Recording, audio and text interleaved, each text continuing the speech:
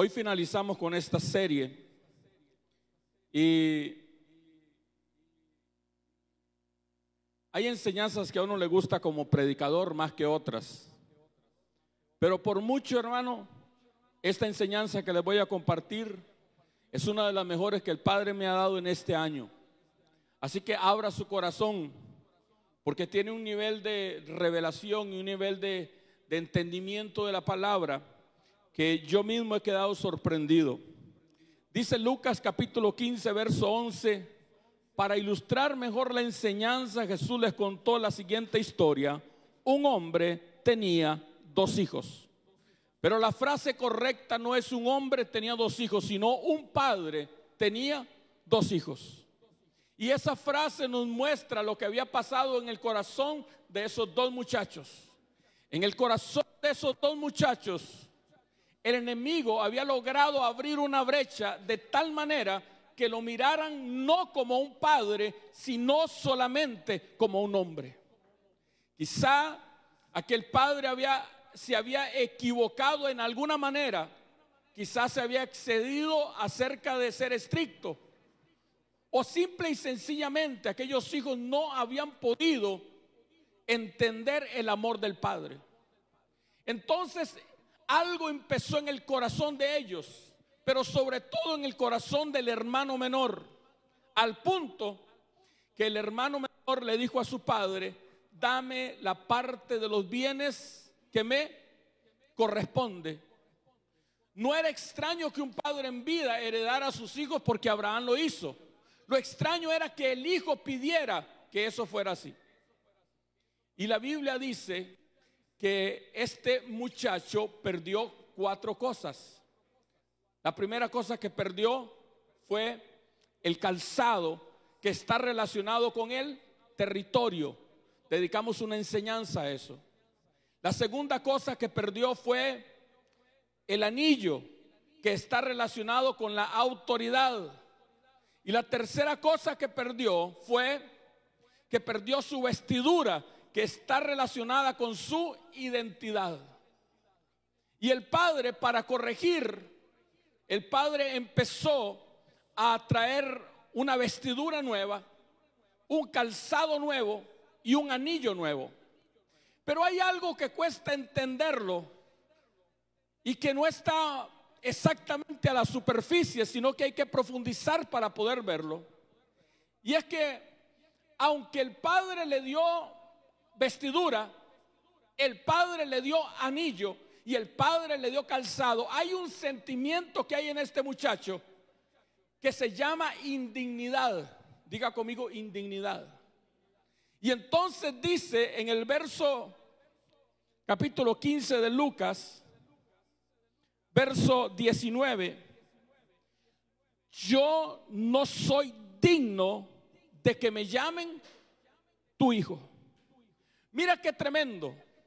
Primero él lo consideraba solamente un hombre, pero luego cuando se arrimó aquel hombre y empezó a desear comer de las algarrobas y nadie le daba, su concepto de Dios se abrió, su concepto del Padre se abrió, sus vendas se cayeron de tal manera que él entendió que él no era digno de llamarse hijo de ese hombre.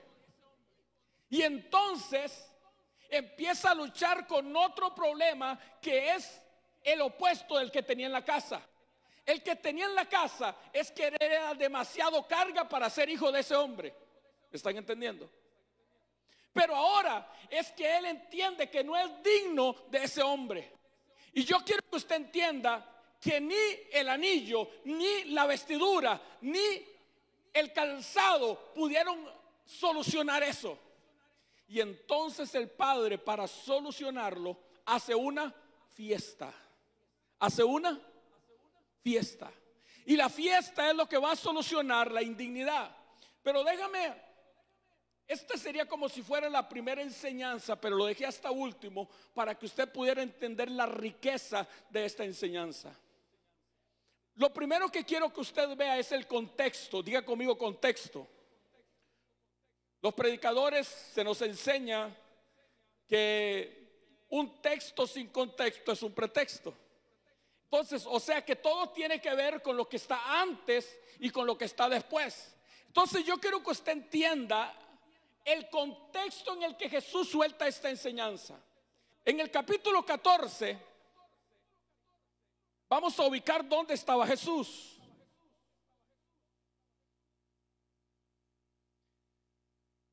Lucas 14, verso 1. Aconteció que al entrar a casa de uno de los principales de los fariseos, un día sábado, al comer el pan, ellos estaban observándolo cuidadosamente. Ese verbo significa espiándolo con un interés siniestro. Usted ha visto, algunas veces a nosotros nos invitan porque nos aman y a veces nos invitan porque nos odian. Sí. Y esta vez a Jesús lo invita a un principal de la sinagoga, pero no lo invitó porque al mirar a Jesús, no lo invitó porque tenía un gran concepto de Jesús, sino que lo invitó a su mesa para ver en qué Jesús se equivocaba, para tener acción para criticarlo. Y entonces, mientras Jesús está en aquella mesa, ellos lo observaban cuidadosamente a ver en qué se equivocaba. ¿Está conmigo? Y en el que se equivocaba se lo vas a encontrar en el capítulo 15, verso 1. Capítulo 15, verso 1 dice: mas todos, publicanos y los pecadores, se le iban acercando para oírle. Y los fariseos y los escribas murmuraban, diciendo: este recibe a los pecadores y come con ellos. ¿Cuál era la queja de ellos? Mira qué es lo que pasa.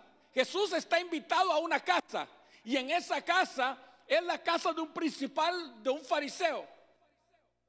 Ahora,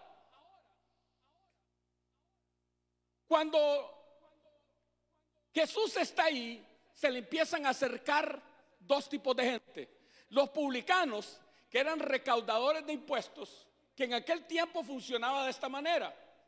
Yo le pagaba al gobierno sus impuestos de un territorio que yo le compraba al gobierno, y luego yo se lo cobraba a la gente, pero le cobraba más. ¿Están entendiendo? Entonces, ejemplo, yo contrataba con el gobierno todos los impuestos de Alajuela y yo se los pagaba al gobierno. Yo era un hombre rico, y luego yo iba y extorsionaba a cada uno de los ciudadanos, y no sacaba 1,000, sacaba 10,000. Y eso eran los publicanos, por eso eran aborrecidos. Y número 2, se le empezaron a acercar los pecadores. Y dice este pasaje, capítulo 15, verso 2: y los fariseos y los escribas murmuraban. El capítulo 14, verso 3 dice: y respondió Jesús y habló a los doctores de la ley y a los fariseos. Escucha. Las parábolas del capítulo 15 son una respuesta. Diga conmigo, son una respuesta para los fariseos y para los doctores de la ley acerca del por qué a Jesús se le acercaban pecadores y él los aceptaba. ¿Está conmigo? Otra vez lo voy a repetir. El capítulo 15 es una respuesta, pero no para cualquier gente, para doctores de la ley, acerca de por qué a Jesús se le pegaban los pecadores. ¿Está conmigo? Ahora vean.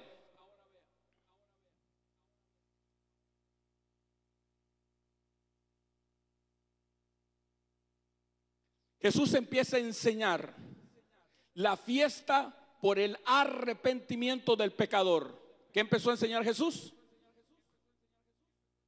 Si usted está haciendo notas, escriba: fiesta por el arrepentimiento del pecador. El capítulo 15, verso 6 dice: la alegría de un hombre por encontrar una oveja perdida. Y dice así. Ustedes recuerdan que está la parábola de las 100 ovejas, que un pastor deja 99 y va a buscar a la que se había perdido. Y cuando la encuentra, dice así: cuando llega llamará a sus amigos y a sus vecinos y les dirá: alégrense conmigo, porque he encontrado una oveja perdida. Y dice el verso 7: de la misma manera hay alegría en el cielo cuando un pecador perdido se arrepiente y regresa a Dios, que por 99 justos que no se extraviaron. Vea esto. Número 1, Jesús le enseña a los hombres y les enseña la alegría de recuperar a un pecador, y lo hace con la parábola de las 100 ovejas. Mira, la Biblia dice que damos fruto al 30, al 60 o al 100 por uno. Cuando alguien llegó a tener 100 ovejas, es porque está siendo excelente en lo que hace. ¿Están conmigo? Y cuando llegas a la excelencia, sabes que la excelencia no está en las 99, sino en el 1. ¿Alguien está conmigo? Y entonces él deja las 99, las deja en el aprisco, las deja seguras, pero va a buscar por las montañas y por los montes. Y cuando encuentra aquella oveja, la carga, la lleva sobre sus hombros y llega y hace fiesta. Le dice a los vecinos: vengan, alégrese conmigo, estoy alegre porque recuperé mi oveja. Y Dios dice: si ustedes se alegran por una bendita oveja, ahora imagínense lo que ocurre en el cielo por un pecador que se vuelve a Dios. Diga conmigo: por un pecador que se vuelve a Dios. Ahora, en segundo lugar, porque Jesús también cuenta a las mujeres, le da un ejemplo a las mujeres, y dice así en el verso 9: la alegría de una mujer por encontrar una moneda perdida. Dice la Biblia que si la moneda se le pierde, la mujer barre la casa, la vuelve al revés, agarra los sillones y los cambia. Y dice: y cuando la encuentra, llama a sus amigos y vecinos y les dice: alégrese conmigo porque encontré mi moneda perdida. Verso 10: de la misma manera hay alegría en presencia de los ángeles de Dios cuando solo un pecador se arrepiente. Si usted se alegra, usted es de esos que guarda bien la plata y después se le olvida dónde la guardó. Y no hay de esos, ¿verdad? Y después usted agarra y saca, y en qué pantalón, en qué bolsa y tele. Y cuando los hermanos, cuando se la encuentra, está tan alegre como el día que se la ganó. Y Jesús dice: si ustedes se alegran por eso, yo quiero decirles algo: hay alegría en los ángeles por un solo pecador. Ahora, yo quiero que usted entienda esto. Los fariseos, los escribas y los doctores de la ley no estaban entendiendo a Jesús. Él no recibía ni comía pecadores, sino con ex pecadores. Es decir, en la mañana eran pecadores, pero a partir de que tienen un encuentro con Jesús, no volverán a ser pecadores. La fiesta era porque habían abandonado su vida de pecado, pasando de muerte a vida. Lo que los fariseos les molestaba, el cielo lo celebraba. Otra vez lo voy a decir: lo que a los fariseos les molestaba, el cielo lo celebraba. Había alegría en el cielo por un pecador. Pero cuando Jesús se le empiezan a arrimar los pecadores, dicen: este no tiene tanta sabiduría. ¿Alguien está conmigo todavía? ¿Alguien está conmigo todavía? Entonces, aquí viene aquí empieza la enseñanza. Diga conmigo: en la fiesta recuperarás tu dignidad. La túnica hizo que recuperara su identidad, pero ante los demás él no era digno de vestirla. El anillo hizo que recuperara su autoridad, pero ante los demás no era digno de utilizar esa autoridad. El calzado hizo que recuperara su territorio, pero ante los demás él no era digno de caminar y de pisar ese territorio. Por eso el temor que expresa el hijo pródigo es: no soy digno de que me llamen tu hijo. Así que el problema no estaba solamente dentro de él, porque él entendía que había pecado. El problema estaba con la fama. Diga conmigo, con la fama. A veces cuando volvemos a Dios, ese es el problema. Déjame hablarle por un momento de dignidad. Esa palabra es una palabra griega que se pronuncia axios. Axios es merecedor, digno, que tiene valor, que es digno, merecedor, precioso, que vale la pena. Por ejemplo, en Mateo capítulo 10, verso 10 al verso 13, Jesús les empieza a decir a los discípulos los requisitos para ser su discípulo y para ser enviados. Y les dice en el verso 10, no lleven bolso de viaje con una muda de ropa, ni con sandalias, ni siquiera lleven un bastón. No duden en aceptar la hospitalidad, porque los que trabajan merecen que se les dé alimento. La versión Reina Valera dice: el obrero es digno de su.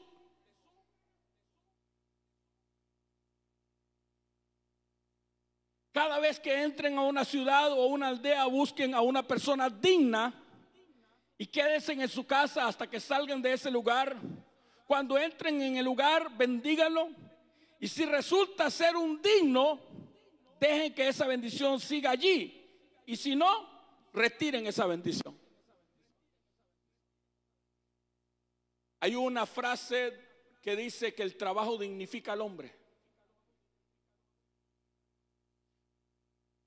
¿Has visto cuando una persona se acostumbra a no trabajar? ¿Aló? En una familia de 7 hermanos, y no estoy hablando de uno que está estudiando, aunque uno se siente mal. Estoy hablando de aquel que decidió echarse a dormir mientras todos andan a trabajar.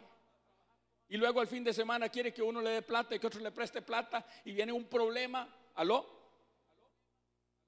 ¿Por qué? Porque el ganarme lo que tengo es una bendición. Ser digno del salario es una bendición. Pero el problema es que este hombre dejó de ser digno.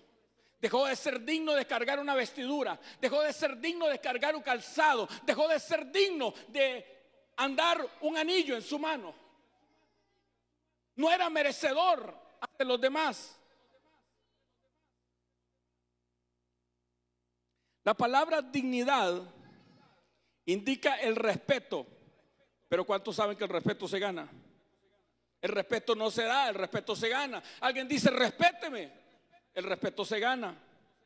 Y la estima, que es el valor que tienen los demás de nosotros, de todos los seres humanos que merecemos, y que la dignidad viene de ser irreprochable. ¿De qué viene la dignidad? De ser irreprochable. Pero este hombre era reprochable. La dignidad es la cualidad de digno, que significa valioso, con honor o merecedor. La dignidad está conectada con la fama, o sea, con el valor que la sociedad nos brinda. Lucas 15, 21, su hijo le dijo: Padre, he pecado contra el cielo y contra ti, no soy digno de que me llamen. No de que me llames, sino de que me llamen tu hijo. No era que no era digno de que el padre le dijera hijo. El problema estaba ante los demás. Y usted sabe que ese es el problema cuando venimos a Dios. El tema no es con Dios. El problema no es con Dios. El problema es qué dice la gente de mí. Hay gente que me dice: pastor, cuando esté bien voy a la iglesia. Y yo le digo: esa es una estupidez tan grande como que usted me diga: pastor, cuando esté sano voy al hospital. ¿Aló? Qué tremendo. Ahora mira, el Padre lo va a sanar. La indignidad, el Padre la va a sanar a través de una fiesta.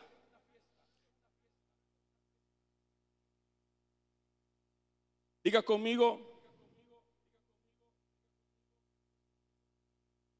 la fiesta te devolverá la dignidad. Ahora dígalo en primera persona: la fiesta me devolverá la dignidad. ¿Sabes? Muchos perdieron la dignidad en una fiesta. Una cuñita ahí que a usted no le pase en la fiesta de fin de año de su empresa este año. ¿Aló? Que la fiesta que podamos hacer a través de la cena del Señor sea donde usted recupera la fiesta. Déjeme mostrarle 4 detalles de la fiesta. Este versículo, el verso 23, capítulo 15, verso 23. Yo no sé si no estaba en la Biblia mía o nunca lo había visto. Pero dice que el padre no solamente le trae anillo, le trae vestido, le trae calzado, sino que los y continúan. Y dice 15:23, y traed el becerro cebado. Voy a leer en la versión moderna, porque la versión normal dice el becerro engordado, pero la traducción correcta es el becerro cebado. Ahora le voy a explicar por qué. Y traed el becerro cebado y matadle y comámoslo y regocijémonos. Diga conmigo, los y continúan. Es decir, que es una continuación del anillo, del calzado, del vestido, y traed el becerro y matadlo y comámoslo y hagamos fiesta. Entonces vea esto.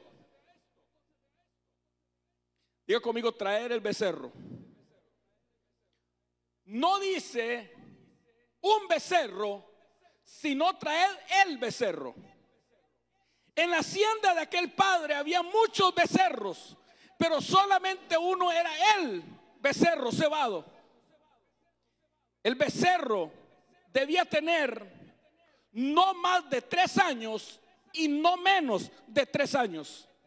Eso significa que el proceso del hijo pródigo duró 3 años. Cuando salió de la casa de su padre empezó a engordar el ternero recién nacido, porque sabía que aquel proceso duraría 3 años. Duró 3 años perdiendo su calzado, 1 año perdiendo su calzado, 1 año perdiendo su vestidura y 1 año perdiendo su anillo. ¿Aló? Y mientras que aquel hijo deseaba llenar el vientre de las algarrobas de su padre estaba cuidando un becerro, su padre lo estaba engordando, su padre lo estaba alimentando. ¿Pero para qué?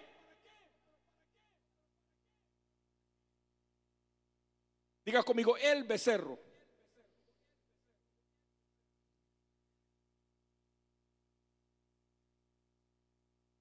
Eso significa que el proceso duró 3 años.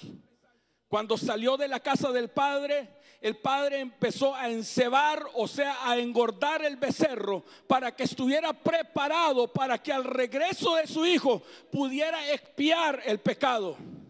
A los doctores de la ley, que tanto les molestaba que Jesús recibiera y comiera pecadores, Jesús está a punto de recordarles que había una ofrenda en la ley que era para expiar el pecado del sumo sacerdote. Y cuando Jesús dice el becerro cebado, en la mente de los doctores de la ley, de los fariseos, de los que lo están escuchando, saben que Jesús se está refiriendo al sacrificio por el pecado del sumo sacerdote.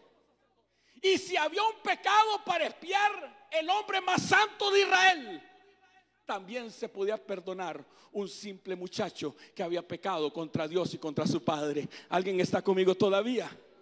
Y cuando Jesús les dice, traed el becerro cebado, los que lo están escuchando rápidamente, porque son doctores de la ley, saben que para expiar el pecado del pueblo se usaban cabras, se usaban machos cabríos, se usaban corderos, pero para expiar el pecado del sumo sacerdote se usaba un novillo de 3 años, que se le llama en la Biblia el becerro cebado.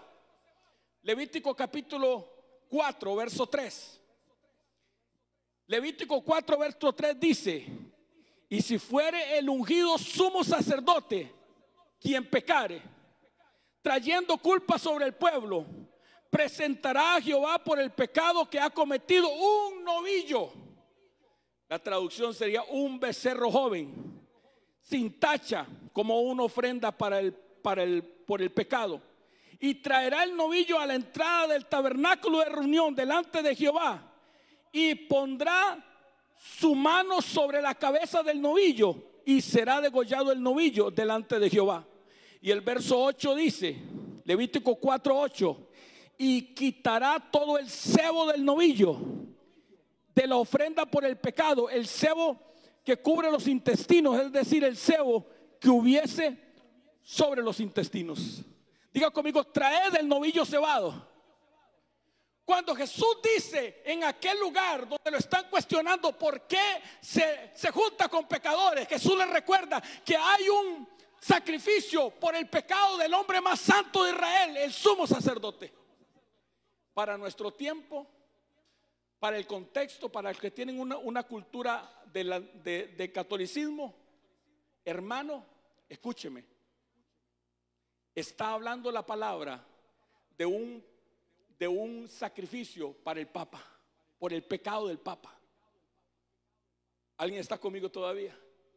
Y cuando dice traed el becerro cebado, a nosotros en nuestra mentalidad occidental nos dice el papá va a matar un ternero para hacer fiesta porque vino el hijo. No es eso.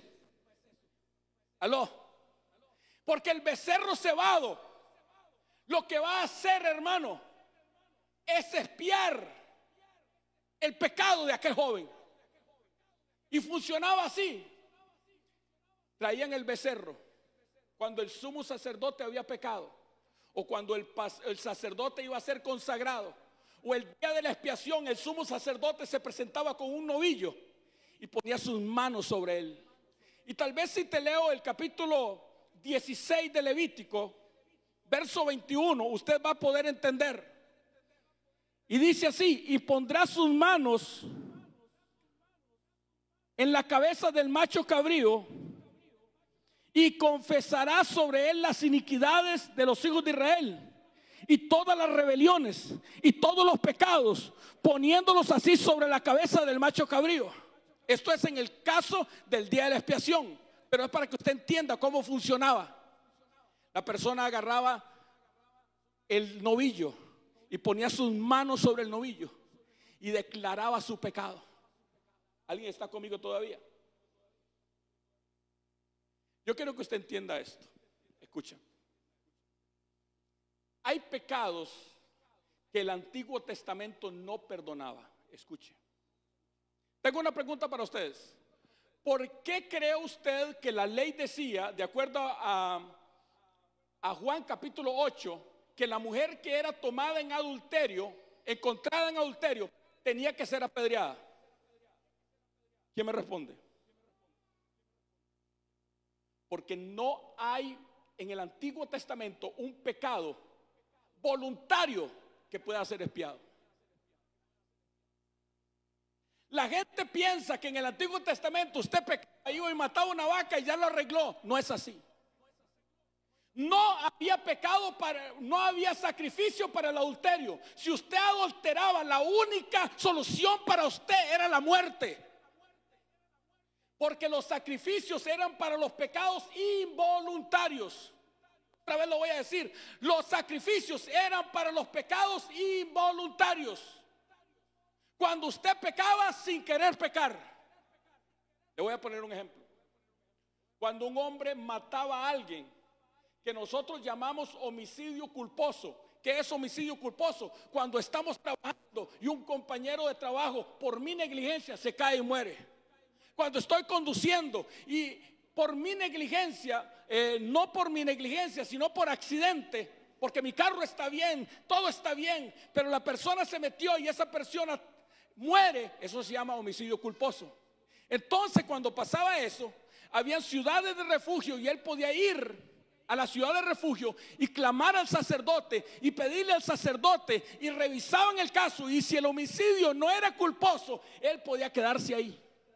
Pero si el homicidio era culposo, o sea, tenían rencillas, habían pleitos entre ellos, lo sacaban afuera de la ciudad y lo apedreaban, porque no había sacrificio por la muerte de una persona. ¿Están conmigo todavía?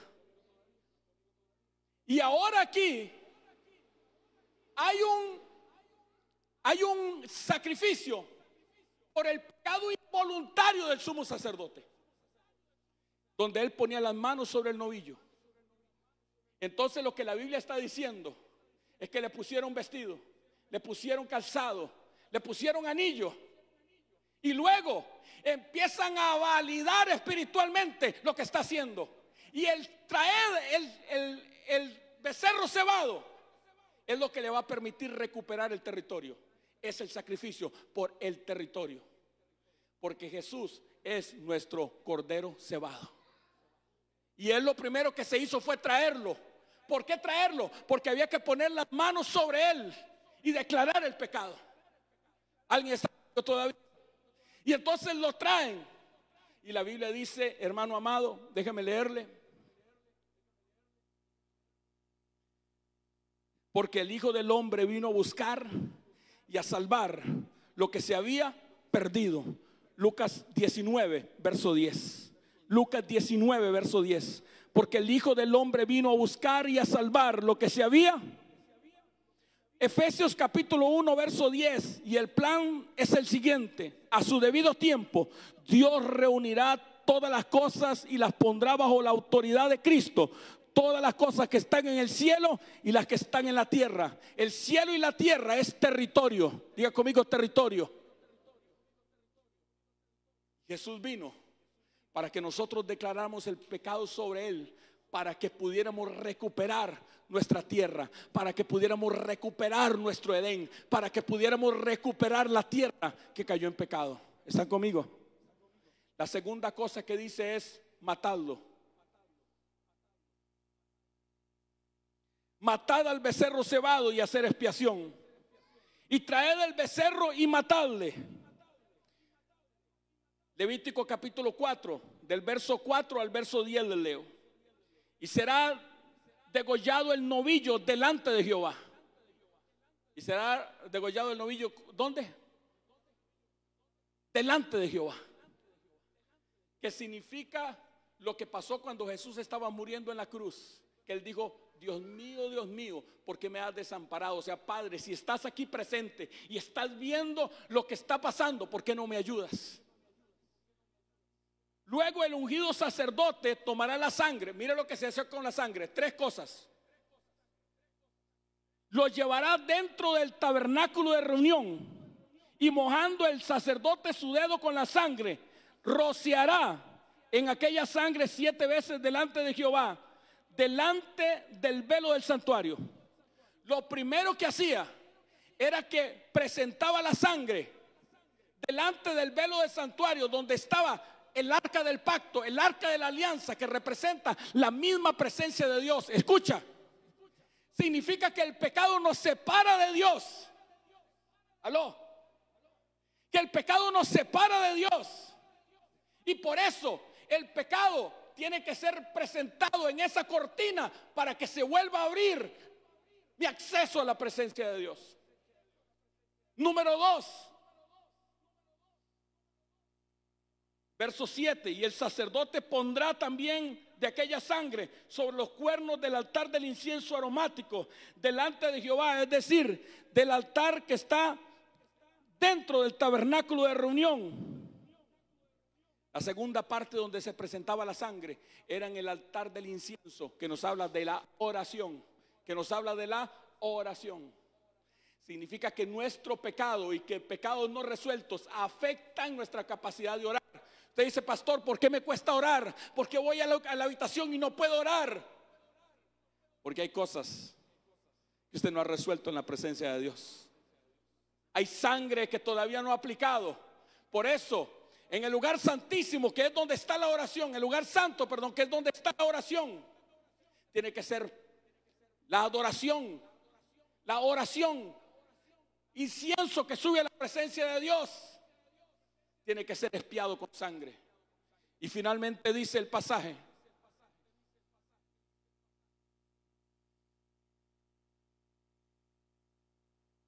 y toda la demás sangre del novillo la derramará al pie del altar del holocausto, que está a la entrada del tabernáculo de reunión. Esa sangre se presentaba en el mismo lugar donde se quemaba. Ahora vea, ¿por qué es un toro cebado, un novillo cebado? Y quitará, el verso 8, el cebo del novillo, de la ofrenda por el pecado.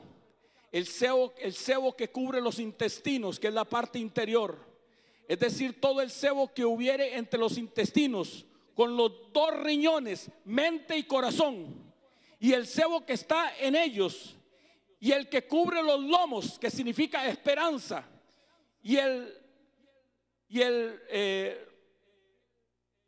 lo que está sobre el hígado, que significa ser rico, lo quitará juntamente con los riñones, de la manera que se quita el del novillo del sacrificio para hacer la paz, y el sacerdote la hará consumir en el altar del holocausto.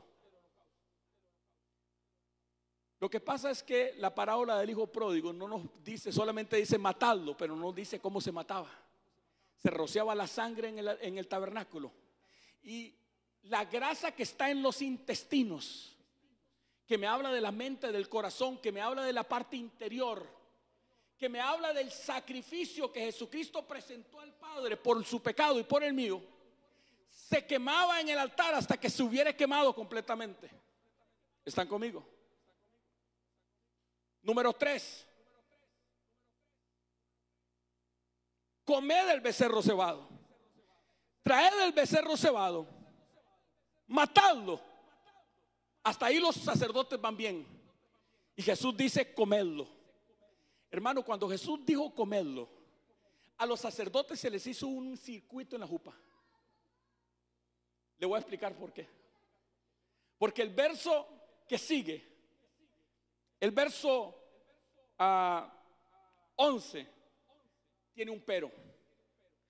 Pero debe tomar todo lo que quede del becerro: la piel, la carne, la cabeza, las patas, las vísceras y el estiércol, y lo llevará fuera del campamento a un lugar ceremonialmente puro, el lugar donde se echan las cenizas, y allí sobre el montón de cenizas lo quemará sobre el fuego con leña. Escucha, si usted presentaba un sacrificio por el pecado, el sacerdote se comía esa carne, pero usted no podía comer de esa carne. Ahora, si el sumo sacerdote presentaba un sacrificio por el pecado, él no se podía comer esa carne. Esa carne tenía que sacarla fuera del campamento y quemarla completamente. Pero Jesús está cambiando las reglas del sacrificio. Jesús está diciendo que se lo coman. Y ellos sabían que no se podía. Ellos sabían que nadie podía comer del sacrificio, porque el sacrificio representaba pecado. Ahora, ¿cuántos quieren saber por qué Jesús dijo cómanselo? Abra su Biblia en el libro de Hebreos, capítulo 13, verso 9. Hermano, ¿qué clase de revelación tenía este tipo que escribió el libro de Hebreos? Hebreos capítulo 13, verso 9 al verso 13 dice así: así que no dejen de cultivar por ideas nuevas y extrañas. Su fortaleza espiritual proviene de la gracia de Dios. Esta otra versión dice que buena cosa es afirmar el corazón con gracia. No depende de reglas sobre el alimento, que nada sirve a quienes la siguieron. Dice el verso 10: tenemos un altar del cual los sacerdotes del antiguo tabernáculo, del antiguo pacto, no tienen derecho de comer, bajo el cual el sumo sacerdote llevaba la sangre de los animales y del lugar santísimo y del sacrificio por el pecado y los cuernos de los animales que quemaba fuera del campamento. De la misma manera Cristo sufrió y murió fuera de las puertas de la ciudad para hacer santo a aquellos que mediante su propia sangre. Entonces salgamos al encuentro de Jesús. Y les vuelvo a leer el verso 10. Tenemos un altar del cual los sacerdotes del antiguo tabernáculo no tenían derecho de comer. ¿Qué está diciendo el libro de Hebreos? El libro de Hebreos está diciendo que nosotros tenemos derecho de comer el sacrificio que el sumo sacerdote del Antiguo Testamento no podía comer. Y usted dice, pastor, explíquemelo. Es que el sumo sacerdote está presentando ofrenda por su pecado, pero mi sacerdote no cometió un solo pecado. Él es libre de culpa. Él murió en la cruz del Calvario por su pecado y por mi pecado. Su sangre es limpia, su carne es limpia para comer.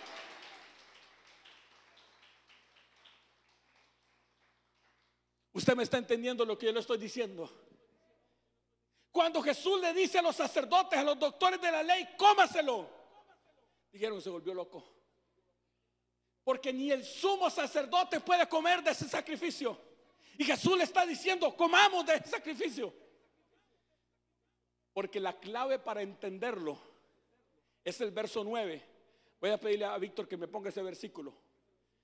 Hebreos capítulo 13, verso 9.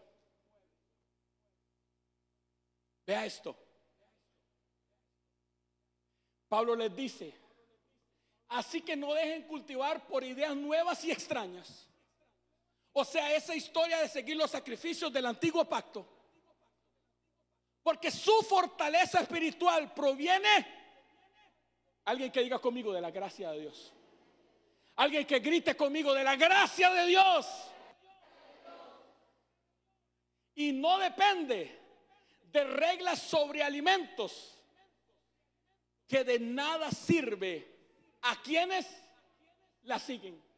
Y suelta el voltaje que nosotros tenemos un altar. Vea, verso que sigue. Tenemos un altar. Sirven del altar comen. Tenemos un altar que no tenían derecho de comer los sacerdotes del Antiguo Testamento. ¿Sabe qué le está diciendo Jesús a aquellos? Ustedes están molestos porque los pecadores vienen, pero yo les voy a dar una comida a ellos que podrán comer, que ni siquiera el sumo sacerdote de ustedes puede hacerlo. Porque la Biblia dice que tenemos un mejor sumo sacerdote, que fue tentado en todo, pero sin pecado. Alguien está conmigo todavía. Alguien puede darle un aplauso a Melquisedec. Podemos comer de su carne, podemos beber de su sangre.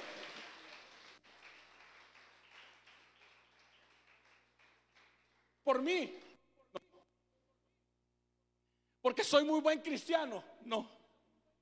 Porque nunca estuve en el pecado, no. Porque nunca perdí mi calzado, no. Porque nunca perdí mi anillo, no. Porque nunca manché mi vestidura, no. Se llama gracia. Se llama gracia. Se llama gracia. Se llama que Él pagó el precio para que yo pudiera comer.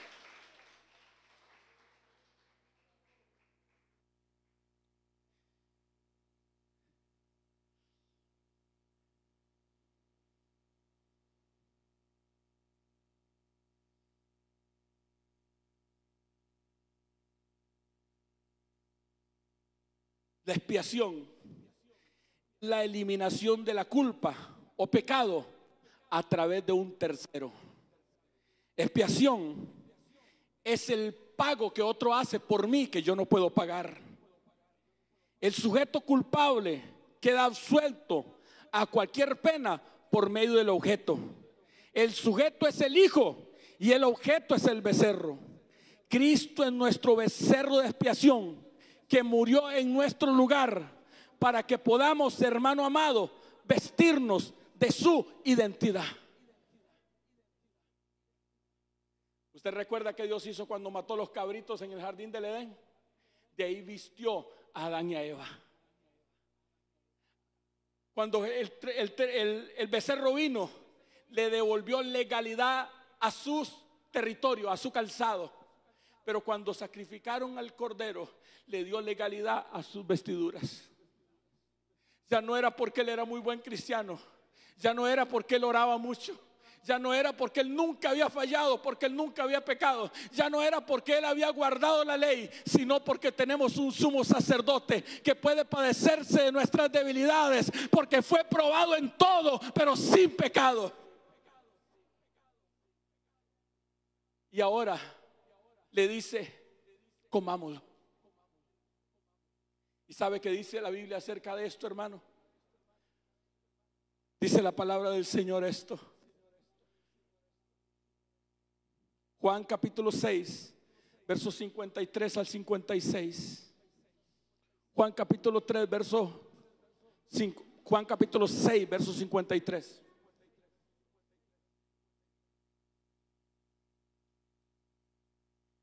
Pero Jesús volvió a decir, les digo la verdad, a menos que coman la carne del Hijo del Hombre y beban su sangre, no tienen vida eterna en ustedes.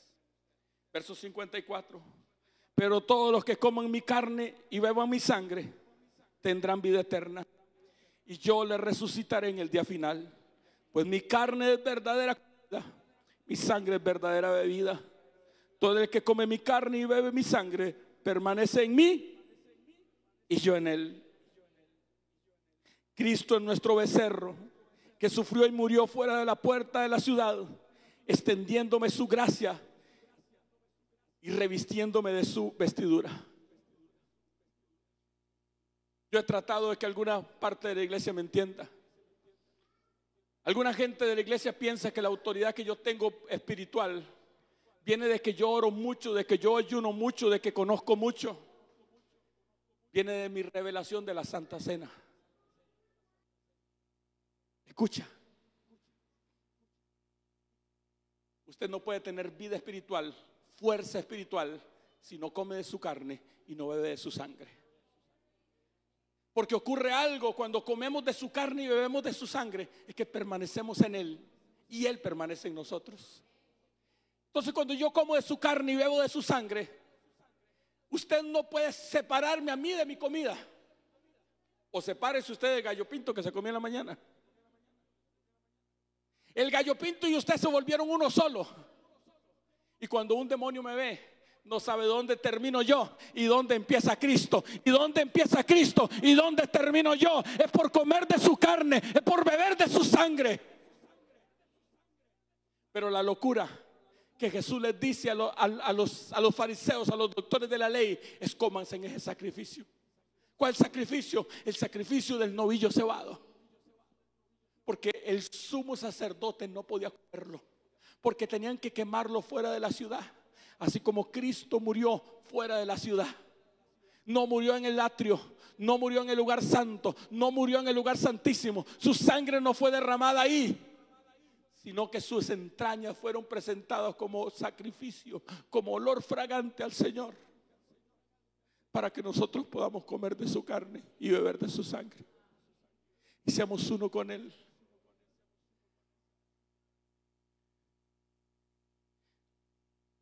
¿Alguien le puede dar un aplauso al Rey de Reyes por lo que hizo por nosotros?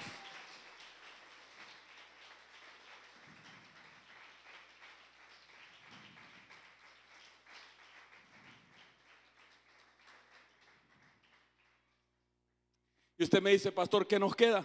La segunda parte de ese versículo dice, capítulo 15, 23: traed el becerro cebado, matadle, comamos y regocijémonos. Filipenses capítulo 4, verso 4: regocijaos en el siempre. Otra vez os digo, regocijaos. Lucas capítulo 15, 32: mas era necesario hacer fiesta y regocijarnos, porque tu hermano era muerto y ha revivido, se había perdido y es hallado. Y cuando el hijo mayor llegó del campo y vino a su casa, llegó a su casa y halló música y danza. Por eso hoy hicimos danza, hicimos música, Porque después de que Él nos permite comer de su carne y beber de su sangre, solamente podemos estar alegres. Solamente podemos decir: Señor, es por ti, no es por mí. Es por ti, no es por mí. No es por mi dignidad. No hay dignidad en mí, pero sí hay dignidad en ti. Él es digno, Él es digno, Él es digno. ¿Y sabe qué es lo extraordinario? José puso su dignidad en usted y en mí. Sabes, lo voy a repetir: puso de su dignidad en usted y en mí. Entonces, después del sacrificio, después de matarlo y de ofrecerle la sangre, después de comérselo, solamente había algo, hermano. No había tiempo para la indignidad, sino para regocijarme en el Señor. Y a partir de ahí, ¿quién queda? A partir de ahí quedan los que ellos llaman los aguafiestas. Porque el hermano mayor no estaba contento. Y dice la palabra, hermano amado: y llamando a uno de los criados le preguntó qué era aquello. Y él le dijo: tu hermano ha venido y tu padre ha hecho matar el becerro cebado por haberle recibido bueno y sano. Hubo alegría en el cielo, hubo alegría en los ángeles por un pecador que se volvió a Dios. Pero no pudo haber alegría en un hermano que vio a su hermanito volverse a Dios.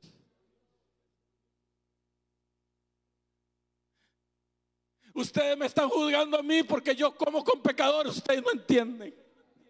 Yo no como con un pecador, sino con un ex pecador. Yo como porque alguien decidió su vida, dejó su vida de pecado. Porque alguien soltó su vida pasada y ha decidido pasar de muerte a vida. ¿Alguien está conmigo todavía? Y hay gente que después de haber hecho el sacrificio, después de habernos comido el cordero, vendrán a recordarme mis malas obras.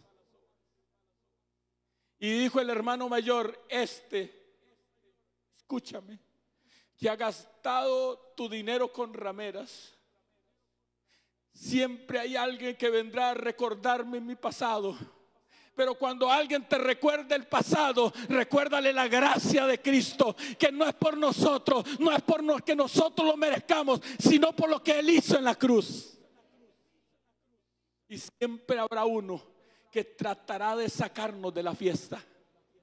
Y dice que su padre le dijo: entra. Y el hijo no entró. Y el hijo se enojó y estaba enojado. Y así, hermano, muchas veces saldremos del pecado y el enemigo estará enojado. Tratarán de sacarnos de la fiesta.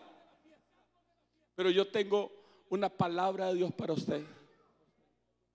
Escucha algo.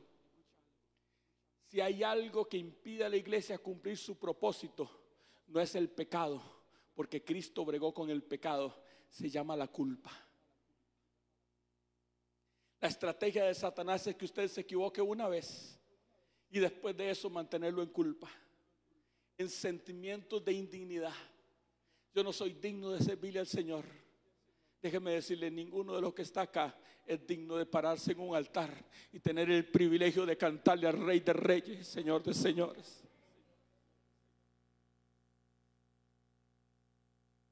A muchos que les gusta recordarme el pasado. ¿Sabes algo? ¿Cuántos recuerdan qué fue lo que Jesús le dijo a la mujer de Juan capítulo 8? Vete y no. Gracia no es libertad para pecar. Gracia es una nueva oportunidad para agradar a Dios esta vez. Y sabe que está hoy sobre nosotros la gracia. Diga alguien que diga conmigo: gracia. Y voy a finalizar con este versículo una vez más. Hebreos capítulo 13, verso 9. Buena cosa es afirmar el corazón con gracia. Porque la gracia, escucha, la religiosidad le habla del hombre de sus logros. Los fariseos se sentían orgullosos de conocer la ley. Y Jesús les dice: yo les voy a reventar la jupa a ustedes. Ustedes piensan que no hay expiación por el pecado de este muchacho, porque él se había acostado con rameras. Y yo le voy a hablar del sacrificio más extraordinario que hay en la ley, que es el sacrificio por el pecado del sumo sacerdote. Traigan el novillo cebado. Trajeron el novillo cebado. Declararon el pecado sobre el novillo cebado. Y el novillo cebado pagó el precio de nuestro pecado. Él no merecía morir en la cruz. El que merecía morir en la cruz somos usted y yo. Los que teníamos que morir éramos nosotros. Estábamos destituidos de la gloria de Dios. Y ahí declaró: perdí mi territorio. Ahí declaró: anduve con rameras y me manché mi vestidura.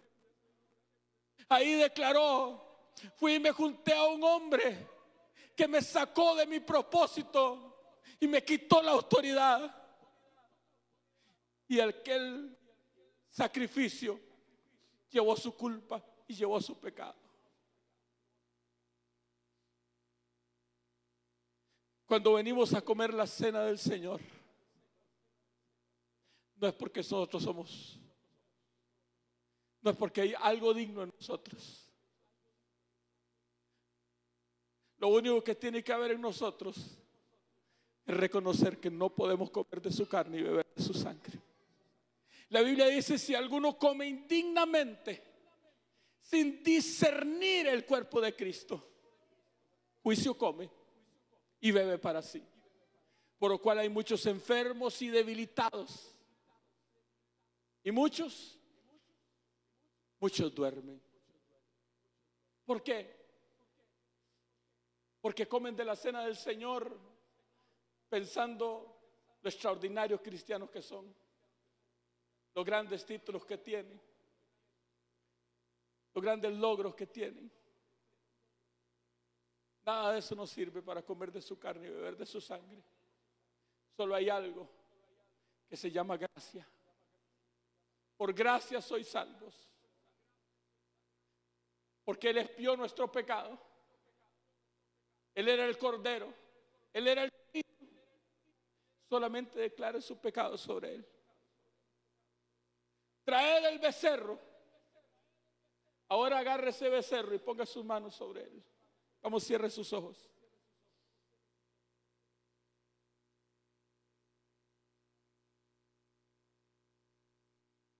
Todos los que van a comer de la cena del Señor,